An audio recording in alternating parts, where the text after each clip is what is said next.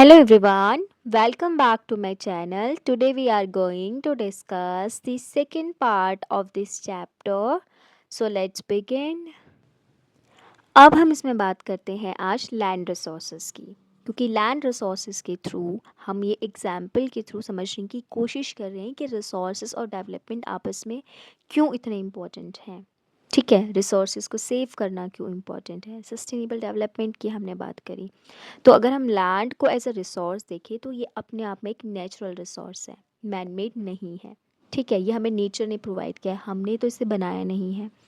और इस पर कौन कौन सी चीज़ें सस्टेन करती है, हमारे नेचुरल वेजिटेशन जिसमें आपके फॉरेस्ट हो गए, प्लांट्स हो गए, ये सब भी एक लैंड पर ही होते हैं।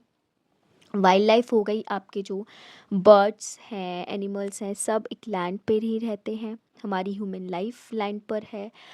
इकोनॉमिक एक्टिविटीज़ हम लैंड पर कर रहे हैं, हमारी ट्रांसपोर्ट हो गई, कम्युनिकेशन सिस्टम्स हो गए, ये सारे जो है सस्टेन कर रहे हैं एक लैंड पे। ठीक है, अब इंडिया के टर्म्स में अगर हम बात करते हैं तो माउंटेन्स हैं, यहाँ पे प्लेट्यूज़ हैं, प्लेन्स हैं और इंडस्ट्रियल एरियाज़ भी हैं, इंडस्ट्रीज़ बनी हुई हैं। तो 43% जो हमारे इंडिया का लैंड है उसका एरिया जो है प्लेन है, जिसमें हमारी बहुत सारी इंडस्ट्रीज़ है और एग्रीकल्चर हम करते हैं। वहीं पे 30% जो लैंड एरिया है वहाँ पर माउंटेन्स हैं, जो कि सोर्स हैं, वाटर का सोर्स है। टूरिज़्म के लिए हम जो है माउंटेन्स एक बहुत अच्छा प्लेस माना जाता है, लोग अट्रैक्ट होते हैं फॉर दी पीस और सुकून के लिए वहाँ जाते हैं। इकोलॉजिकल एस्पेक्ट्स में भी हमारे माउंटेन्स जो हैं इम्पॉर्टेंट रोल निभाते हैं, बायोडाइवर्सिटी को बना के रखते हैं। और साथ ही साथ हम अगर एक एग्ज़ाम्पल के तौर पे समझते हैं तो हमारे जो हिमालयाज़ है उस तरफ वो इतने माउंटेन्स होने की वजह से जो मिडल ईस्ट से या सेंट्रल एशिया से जो हवाएं आने वाली होती है वो हमारे माउंटेन्स रोक देते हैं। ठीक है, जिसके थ्रू यहाँ पे उतनी ठंड नहीं पड़ती जितनी सेंट्रल एशिया वगैरह में पड़ती है। ठीक है, ऐसी 27% हमारा लैंड एरिया में प्लेट्यू है। प्लेट्यूज से हमें क्या क्या मिल रहा है, मिनरल्स मिल रहा है, फॉसिल फ्यूल्स मिल रहे हैं और वहाँ पे बहुत सारे फॉरेस्ट्स भी हैं। तो ये एक लैंड एज अ रिसोर्स हमने समझने की कोशिश करी। अब हम बात करते हैं लैंड यूटिलाइजेशन, यानी लैंड को हम कैसे यूटिलाइज कर रहे हैं, कैसे यूज़ कर रहे हैं। तो बहुत से लैंड पे हम एक बात करते हैं तो उस पे फॉरेस्ट्स वगैरह है। उसके अलावा लैंड जो है ऐसी भी है जिस पे हम कल्टीवेशन कर रहे हैं। ठीक है, खेती बाड़ी कर रहे हैं, बट ऐसी भी लैंड है जिस पे हम कल्टीवेशन नहीं कर रहे हैं। उसमें आपका आता है बैरन एंड वेस्ट लैंड। अब जो बैरन लैंड बेसिकली वो लैंड है जो इनफर्टाइल होती है, ड्राई होती है और वो वेजिटेशन को सपोर्ट नहीं करती है। इसके एग्जांपल के तौर पे हम बात करते हैं बेसिकली डेजर्ट वाली जो लैंड्स वगैरह होती हैं। ठीक है, या डेजर्ट वाला जो एरिया होता है। वेस्ट लैंड की बात अभी हम करते हैं तो ये ऐसी लैंड है जिस पे मान लो कभी खेती बाड़ी की जाती होगी, अभी वो अनयूज्ड है, डैमेज्ड है और अनप्रोडक्टिव है। और वो डैमेज्ड किस वजह से हो सकती है, उसके ओवर यूज़ की वजह से, डिफॉरेस्टेशन की वजह से, पॉल्यूशन की वजह से। तो ऐसी लैंड भी हमारे पास है। इसके अलावा ऐसी वो भी लैंड है जो नॉन एग्रीकल्चरल लैंड है, बट इसके अलावा वो किस किस काम में आ रही है, उस पे बिल्डिंग्स है, रोड्स है, फैक्ट्रीज़ है, हम ह्यूमंस अपने घर बना के वहाँ पे रह रहे हैं, हमारे हाउसेस वगैरह हैं, सोसाइटी है। ठीक है, उसके बाद आता है अदर अनकल्टिवेटेड लैंड्स, वही जिसका हम एग्रीकल्चर के अलावा यूज़ कर रहे हैं। तो इनमें से कुछ ऐसे पास्चर्स लैंड हैं या ग्रेजिंग लैंड है जो कि परमानेंट है। ठीक है, तो वहाँ पे ग्रेस करने के लिए जाते हैं या पास्चर्स वगैरह चारे के लिए वगैरह जाते हैं, जो बेसिकली हम बात करते हैं पेस्टलिस्ट वगैरह होते हैं।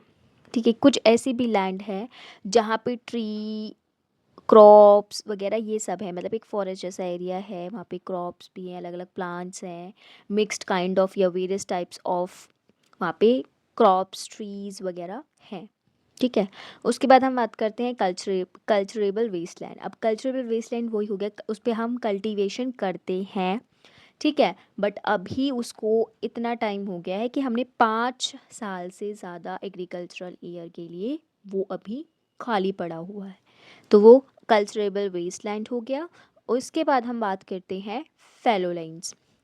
अब फैलो लैंड्स बेसिकली वो एग्रीकल्चरल लैंड होती है जिसे हम अनकल्टिवेटेड छोड़ देते हैं एक फिक्स पीरियड ऑफ टाइम के लिए, ताकि वो जो अब ज़मीन है वो अपनी जो नेचुरल फर्टिलिटी है उसे फिर से रिस्टोर कर ले।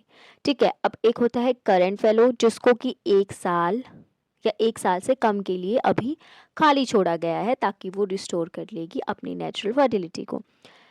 ठीक है, उसके बाद हम बात करते हैं अदर देन जो करंट फ्लो है वो जो 1 से 5 ईयर्स या एग्रीकल्चर ईयर के लिए खाली छोड़ी गई है।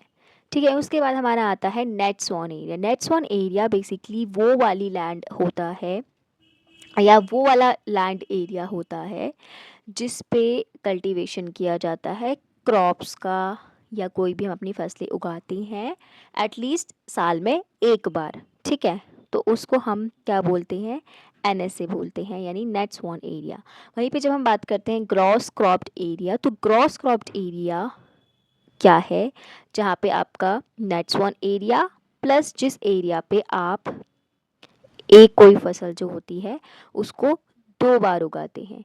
जैसे आपने, अगर हम बात करते हैं कि हमने ग्रॉस क्रॉप्ड एरिया में हमारे पास 2 हेक्टेयर्स की ज़मीन है, उस पे हमने सर्दियों में जो है वीट हार्वेस्ट सोन करी है। अब वहाँ पे गर्मियों में हम फिर से राइस उगा रहे हैं, तो ये बताता है कि हम उसी लैंड को साल में 2 बार यूज़ कर रहे हैं। ठीक है, वो भी अलग अलग फसलें उगा रहे हैं। ठीक है, उसे खाली नहीं छोड़ रहे हैं बीच के एरिया में। ठीक, उसके बाद हम बात करते हैं कि लैंड पैटर्न इन इंडिया क्या है। अगर हम देखें तो यूज़ ऑफ लैंड को समझने की कोशिश करते हैं तो उसके कुछ फिज़िकल फैक्टर्स और कुछ ह्यूमन फैक्टर्स होते हैं। फिज़िकल फैक्टर्स में ये डिपेंड करता है उसकी टोपोग्राफी। टोपोग्राफी का मतलब ये है कि हिल्स है, वैलीज़ है, माउंटेन्स है, प्लेन्स है, किस तरीके का एरिया है, प्लेट्यू का एरिया है, किस तरीके का एरिया है, वहाँ का क्लाइमेट कैसा है। जैसा क्लाइमेट होगा उसके अकॉर्डिंग ही तो उस लैंड का हम यूज़ करने की कोशिश करेंगे। वहाँ के सॉइल टाइप्स कैसे हैं, सॉइल टाइप्स पर डिपेंड करेगा कि किस तरीके की फसलें वहाँ पे हम उगा सकते हैं। मौसम पे भी डिपेंड करेगा, टोपोग्राफी पे भी डिपेंड करेगा ऑब्वियसली। और इसके अलावा ह्यूमन फैक्टर्स आता है कि पॉपुलेशन डेंसिटी कितनी है, एक एरिया में, पर्टिकुलर एरिया में कितने पर्सन रह रहे हैं। ठीक है, उसी पर्टिकुलर जैसे 1 स्क्वायर किलोमीटर में एक पर्टिकुलर एरिया में कितने पर्सन रह रहे हैं, उतने ही 1 स्क्वायर किलोमीटर में दूसरे एरिया में कितने पर्सन रह रहे हैं। इस बेसिस पे उनकी टेक्नोलॉजिकल कैपेबिलिटी क्या है, कितनी स्किल्स है, वहाँ के कल्चर क्या है, ट्रेडिशंस क्या है, तो ये सब डिटरमाइन करते हैं कि किस तरीके से यूज़ किया जाएगा लैंड का, वहाँ पे क्या बनाया जाएगा, या वहाँ पे एग्रीकल्चर किया जाएगा, यहाँ पे कोई इंडस्ट्री लगाई जाएगी, या वहाँ पे होम्स बनाए जाएंगे, और किस तरीके की टेक्नोलॉजी कि टेक्नोलॉजिकल स्किल्स है या कैपेबिलिटीज़ है लोगों में, तो ये सारे फैक्टर्स डिसाइड करते हैं। ठीक है, इंडिया के टोटल ज्योग्राफिकल एरिया की हम बात करते हैं तो 3.28 मिलियन स्क्वायर किलोमीटर है। और हमारे पास जो है, अगर हम डेटा डेटा की बात करते हैं तो अवेलेबल है कि 93% लैंड कहाँ यूज़ करी जाती है, उस पर क्या क्या है। ठीक है, ओवर द टाइम हमने ये पाया कि बहुत सारे जो हमारे परमानेंट पास्चर्स थे जहाँ पे आपकी जो ट्राइब्स वगैरह होती थी, बेसिकली पेस्टरिस्ट वगैरह होते थे, तो वो वहाँ पे अपने जो कैटल्स थे उनको चराने वगैरह के लिए जाया करते थे। वो लैंड डिक्रीज़ हो गई ओवर द टाइम, जो पॉपुलेशन भी बढ़ रही है, लोगों की डिमांड्स भी बढ़ रही है, तो लोग सेटल होना शुरू हो गए थे। ये सब पूरा हम हिस्ट्री में पढ़ते हैं कि किस तरीके से इवन ब्रिटिशर्स इन सब ने भी पेस्टरलिस्ट की लाइफ में कितने सारे चेंजेस आए। ठीक है, अब उसके बाद हम बात करते हैं कि बहुत सारी ऐसी जो करंट फ्लो लाइंस नहीं हैं, उसके अलावा कुछ ऐसी जो लाइंस हैं, करंट फैलो लाइंस जो हमने पर्पसफुली अभी खाली छोड़ी है ताकि जो हमारा जो लैंड है वो क्या करे, नेचुरल फर्टिलिटी अपनी दोबारा से रिस्टोर कर ले। उसके अलावा कुछ ऐसी भी लैंड यहाँ पे अवेलेबल है जो कि पुअर क्वालिटी की है, और अगर वहाँ पे अगर हम सोच भी ले कि हमें एग्रीकल्चर करना है, यहाँ पे हम कुछ करना चाहते हैं या बेसिकली कल्टीवेशन करना चाहते हैं, तो उसकी कॉस्ट काफ़ी ज़्यादा हाई होगी, जितना उसको उतना प्रॉफिट नहीं होगा। ठीक है, और कुछ लैंड ऐसी भी होती है जो साल में 1 या 2 बार करी जाती है वो भी गैप दिया जाता है उसमें भी 2 से 3 साल का। ठीक है, उसके बाद हम बात करते हैं अगर नेट स्वॉन एरिया की बात करें, जिसपे हम बात कर रहे थे कि साल में एक पर्टिकुलर हमारी ज़मीन है उस पर हम एटलीस्ट साल में उस पर क्या कर रहे हैं, खेती कर रहे हैं, कल्टीवेशन कर रहे हैं। तो वो भी एक स्टेट से दूसरे स्टेट में डिफरेंट डिफरेंट है, क्लाइमेट अलग है, टोपोग्राफी अलग है, सॉइल टाइप्स अलग हैं, इसके बेस पे। तो पंजाब एंड हरियाणा में नेट सोन एरिया की बात करें तो वो 80% है। वहीं पे अरुणाचल प्रदेश हो गया, मिज़ोरम हो गया, मणिपुर हो गया, अंडमान निकोबार आइलैंड्स जैसे एरियाज़ पे नेट सोन एरिया ओनली 10% है। ठीक है, उसके बाद हम बात करते हैं कि land degradation and conservation of measures, या हम कैसे कंजर्व कर सकते हैं लैंड को। ठीक है, ऑब्वियसली इन्हें बचाना बहुत ज़रूरी है क्योंकि वो भी एक रिसोर्स है। और कंटेम्प्रेरी टाइम में जैसे कि पॉपुलेशन बढ़ रही है तो और ज़्यादा इसकी इंपॉर्टेंस बढ़ जाती है। अब 95% अपनी बेसिक नीड्स वगैरह जो भी है, फूड, शेल्टर, क्लोथिंग वगैरह की हो गई, हमारा ह्यूमन लाइफ सस्टेन करने, सभी तो हम लैंड पे कर रहे हैं। ठीक है, अब लैंड डिग्रेडेशन किस वजह से हो रहा है? डिफॉरेस्टेशन हो रहा है, ओवर ग्रेजिंग हो रही है, माइनिंग हो रही है, एक्सट्रैक्टिंग हो रहा है। ठीक है, तो कुछ ना कुछ हम मिनरल्स वगैरह ज़मीन वगैरह से निकाल रहे हैं। ठीक है, इसके अलावा क्या कर रहे हैं, abandoned mining sites after excavation works. तो जब भी हम कुछ माइनिंग वगैरह करते हैं तो वहाँ पे उस साइट को ऐसे ही अबेंडन कर देते हैं, ऐसे ही छोड़ देते हैं, जिसकी वजह से ओवर द टाइम वो लैंड अपनी फर्टिलिटी खो देती है। इसके अलावा जो इंडस्ट्रियल वेस्ट आता है वो लैंड को नुकसान पहुंचाता है। इससे लैंड पॉल्यूशन हो गया, वाटर पॉल्यूशन, रिवर पॉल्यूशन हम सब कहते हैं, उसकी वजह से ही होता है क्योंकि उसमें हार्मफुल केमिकल्स होते हैं।